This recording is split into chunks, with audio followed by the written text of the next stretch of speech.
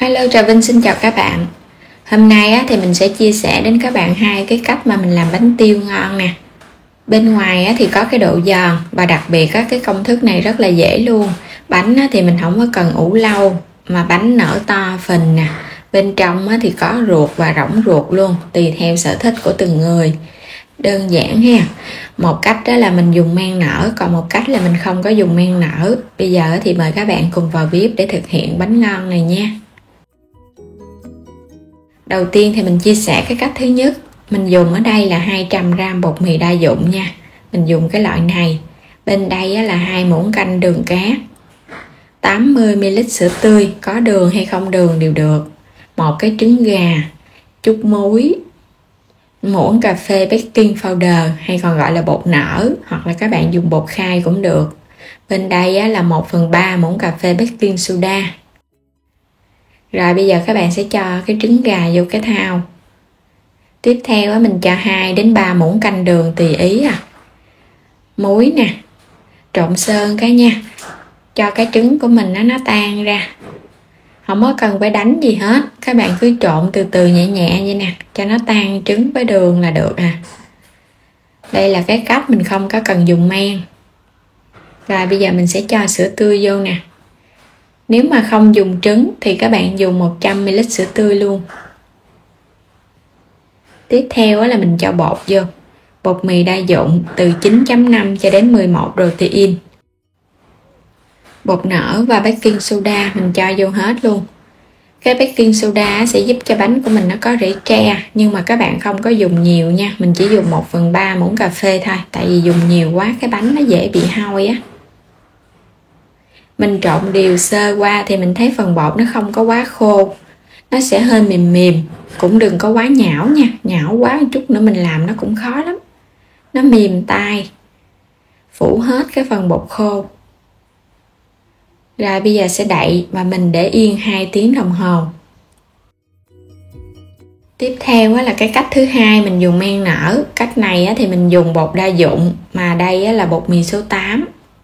Mình dùng ở đây 200g bột mì số 8 nha. Bên đây là 100ml sữa tươi, 2 muỗng canh đường cát. Mình có tiếp là men nè, men này men khô thì mình dùng muỗng cà phê khoảng 3g men, chút xíu muối. Phần mè là mình dùng mè trắng để làm cho cái bánh tiêu. Hồi nãy cái cách 1 cũng dùng mè luôn.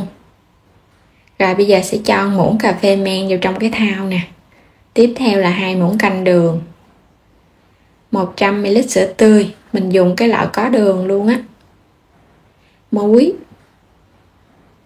Rồi bây giờ sẽ cho bột vô nha. Mình sẽ thử với 2 loại bột, cái loại ít protein hay là cái loại mà protein ở cái mức trung bình. Trộn đều lên, hoặc là các bạn cũng có thể trộn vừa cái loại bột bánh mì và cái bột đa dụng cũng ngon nữa. Mình trộn cho thật đều xong thì mình sẽ nhồi.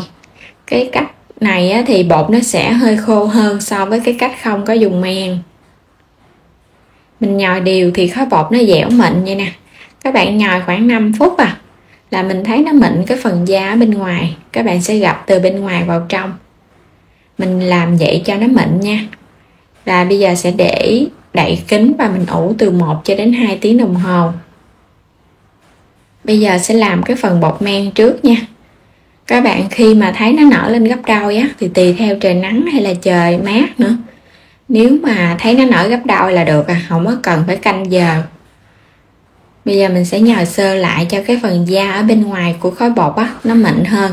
Thì một chút nữa các bạn chia ra từng viên bột cái phần da nó mịn thì mình chiên lên cái bánh nhìn nó cũng đẹp. Không có cần phải nhồi lâu đâu. Mình nhồi sơ qua thì bây giờ sẽ chia bột luôn. Cái khối bột này thì mình sẽ chia ra làm 8 cái bánh ha. Là cái bánh nó vừa luôn Nếu mà chia lớn quá thì nó nở ra nó còn to hơn. Các bạn cứ chia cho nó đều. Rồi bây giờ sẽ cho mè trắng ra nè. Mình sẽ lấy từng cái viên bột, vo tròn lại từ bên ngoài gập vào bên trong để cho cái bề da bên ngoài nó láng hơn. Rồi cái túm cho nó tròn lại. Xong rồi sẽ phủ mè 2 mặt bột luôn để cho nó dính mè. Rồi mình để qua một bên. Làm xong hết thì cái bánh đầu tiên á mình sẽ cán ra. Cái bước này nếu các bạn thích cho cái bánh của mình nó mỏng á, nó rỗng ruột thì mình cán mỏng ha. Còn thích mà cho nó có ruột thì cán vừa vừa thôi. Cán xong thì mình để qua một bên. Tiếp theo á là cái phần bột, không có cần men nè, mà mình có trứng. Trứng gà cũng giúp cho bột của mình nó nở hơn và cái bánh nó ngon hơn.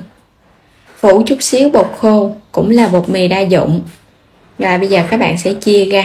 Cái khối bột này thì tùy thích, mình không có cần phải chính xác, cho nên là mình cứ lấy cái viên bột mình vo cho nó tròn lại, cái để qua một bên. Nhớ phủ chút xíu bột áo, tại vì cái bột này nó hơi mềm nè, nhưng mà bột càng mềm á, bánh chiên lên nó càng dễ nở á.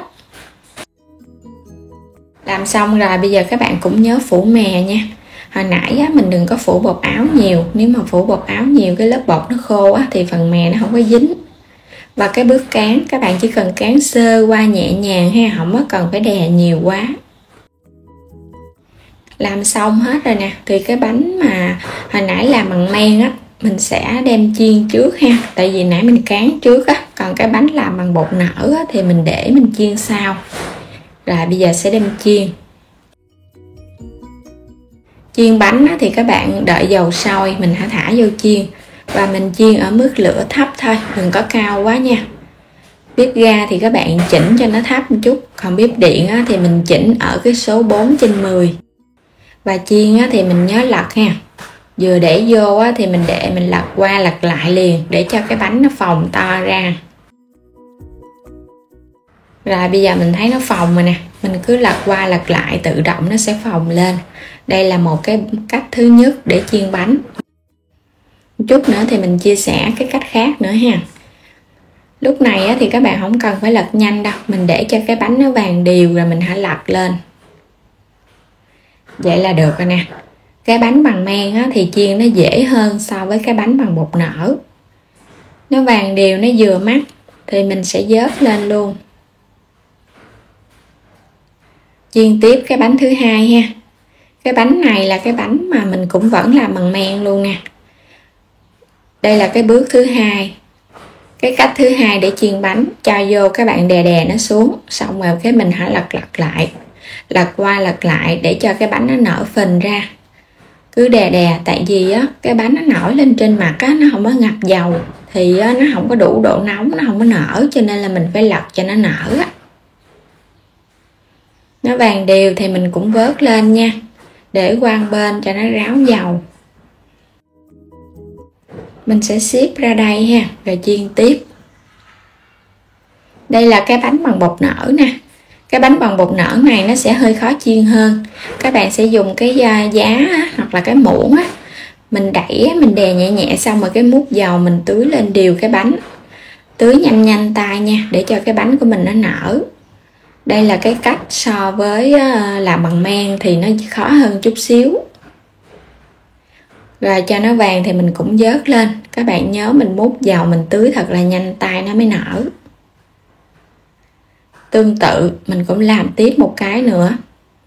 Cái bánh nào cho vô các bạn cũng phải đè xuống một chút, mình lắc tròn xung quanh vậy nè. Cái trở cái mặt nó xong, bắt đầu tưới dầu lên liền. Tưới đến đâu á, thì cái bánh nó nở đến đó đó, tại vì dầu nó nóng á, giúp cho phần bột của mình nó nở. Mình chia sẻ rất là chi tiết luôn, từng cái bánh, mỗi cái bánh luôn, bánh nào cũng nở đều.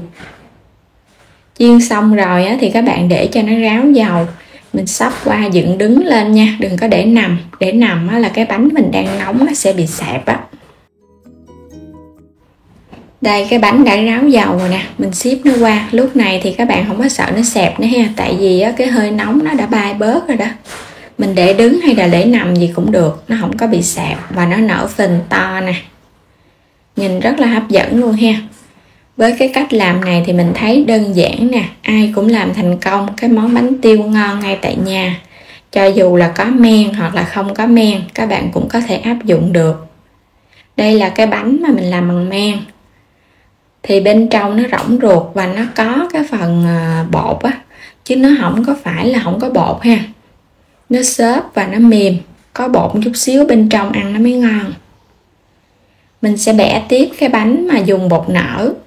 So với cái bánh bằng men thì cái bánh bột nở ở bên ngoài nó sẽ hơi cứng hơn chút và nó có độ giòn nhiều hơn so với cái bánh bằng men.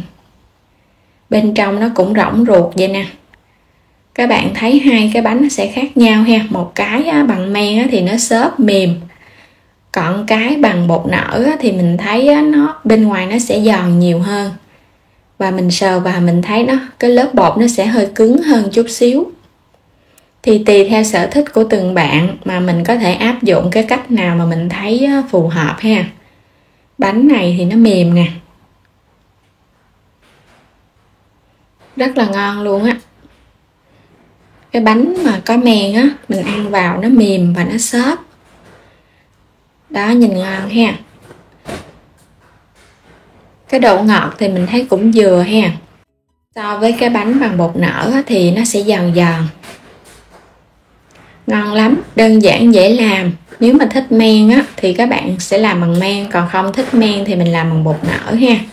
Đến đây thì cảm ơn các bạn đã theo dõi hết video của mình. Vui lòng đăng ký kênh để nhận những video mỗi ngày, xem kênh hoàn toàn miễn phí, ủng hộ kênh mình nha. Xin chào và hẹn gặp lại các bạn ở video tiếp theo.